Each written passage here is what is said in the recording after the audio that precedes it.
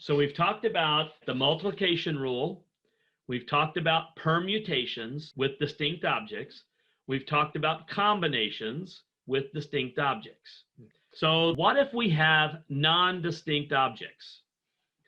What does it mean to be non-distinct?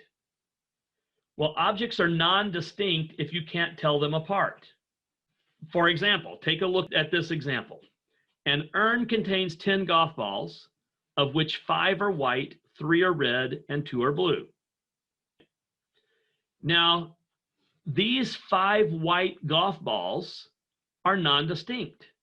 I can't tell them apart. These 3 red golf balls are non-distinct. I can't tell them apart. And these 2 blue golf balls, I can't tell apart. Now, obviously, I can tell a white golf ball from a red golf ball from a blue golf ball. So I can tell the 5 from the 3 from the 2, but I can't tell these 5 apart, and I can't tell these 3 apart, and I can't tell these 2 apart. They're non-distinct. The number of permutations of n objects in which n sub 1 are of one kind, n sub 2 are of a second kind, and n sub k are of a kth kind is given by n factorial over n sub 1 factorial times n sub 2 factorial, and so on to n sub k factorial, where n equals n1 plus n2 and so on plus nk. So this is going to give me the number of permutations when I have non-distinct objects.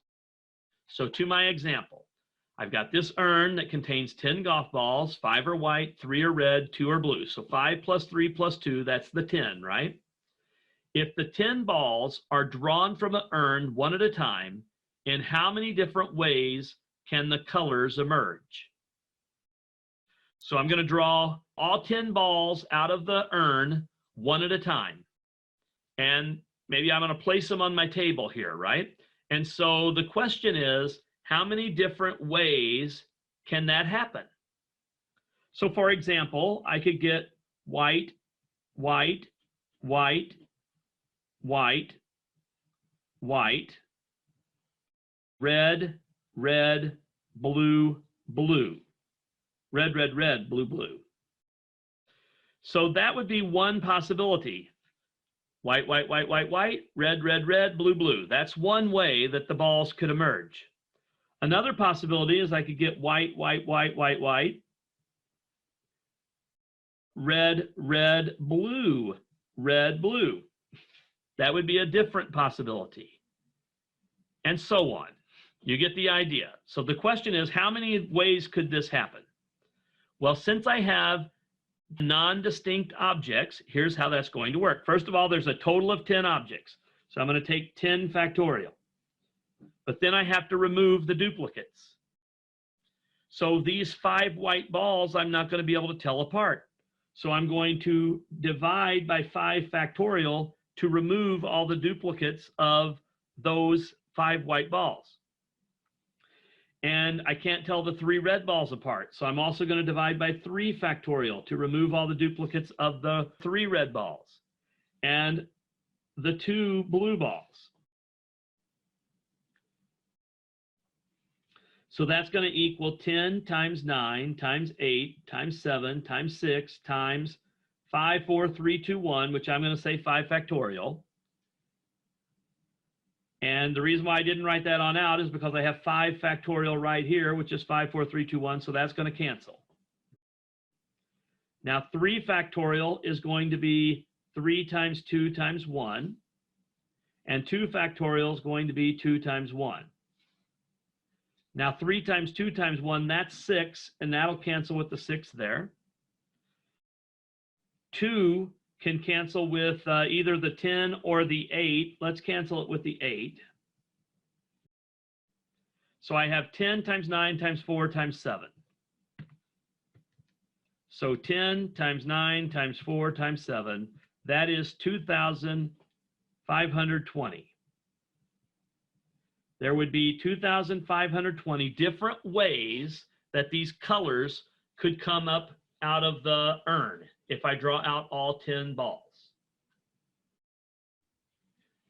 Now you could type this in your calculator, but you have to use the factorial command, and it's a little bit of a pain. So I could do 10 factorial,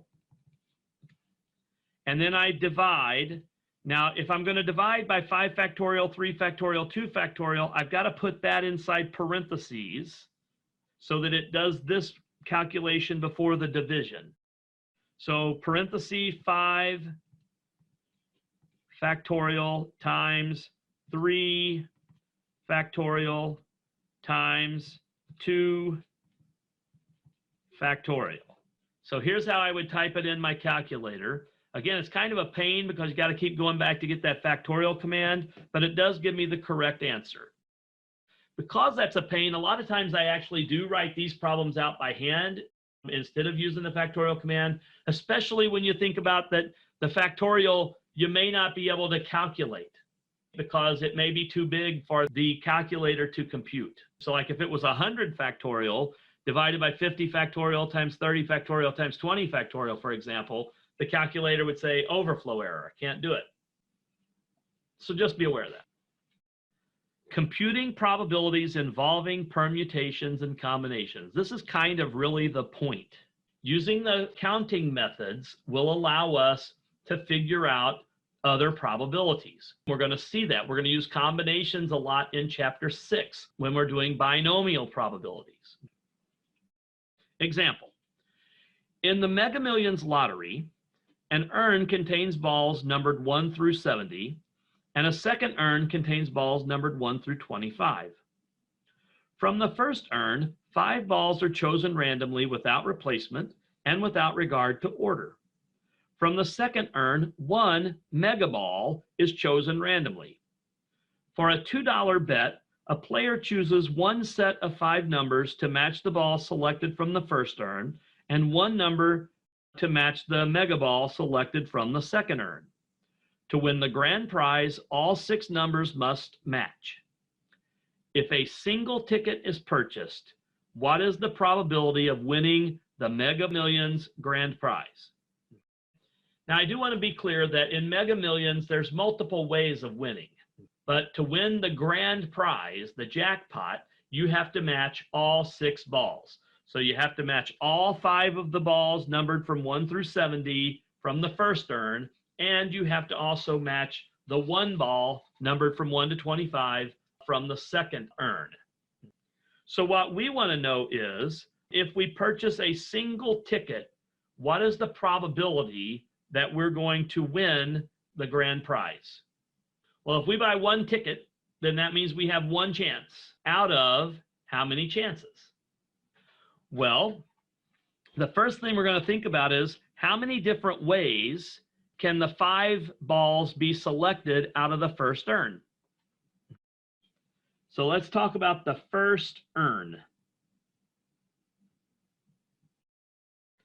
So we are picking 5 of 70 numbers without regard to order. So it doesn't matter, like if you're picking the numbers 1, 2, 3, 4, 5, it doesn't matter if you pick 1 first, second, third, or fourth, or whatever. So the number of ways the balls can come out of the first urn is 70, choose 5, and it's a combination. The second urn, the number of ways that the ball can come out of the second urn, we're picking 1 of 25. So that is going to be a combination of 25, choose 1. Now 70, choose 5, that is equal to 12,103,014.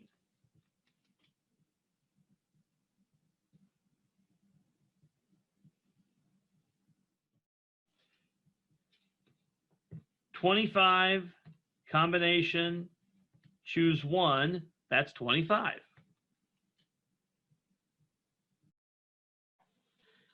So now here comes the problem. In order to win, you got to match all 5 and you got to match this 1, both. So there's 12 million plus different ways that these balls can come out of the first urn, and then there's 25 ways the mega ball can come out of the second urn, but any of these 25 could be matched with any of these 12 million.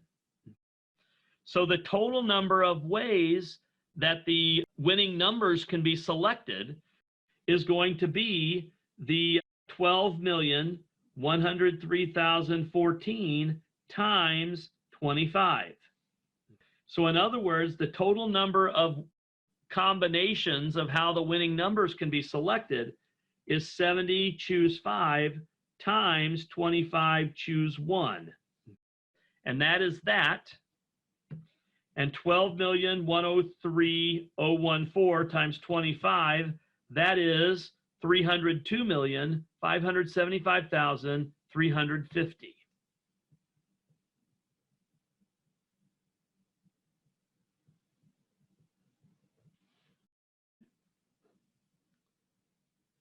So the probability of winning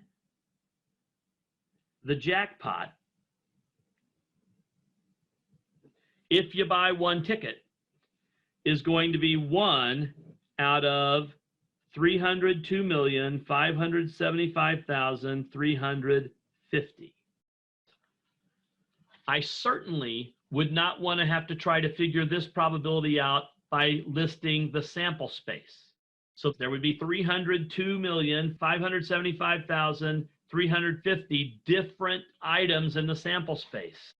We wouldn't want to have to try to list all of those out in order to figure out this probability. So using the combinations allows us to get to that more easily.